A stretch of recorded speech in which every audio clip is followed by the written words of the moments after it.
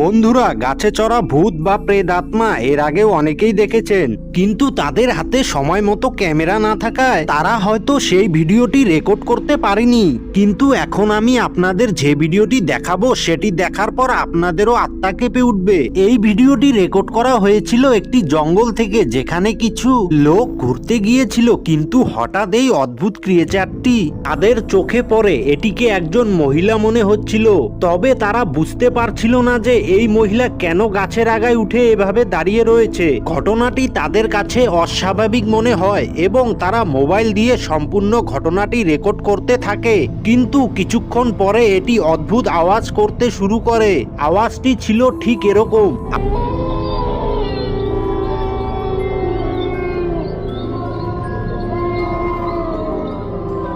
আওয়াজটি এতটাই ভয়ানক ছিল যে তারা খুব ভয় পেয়ে যায় এবং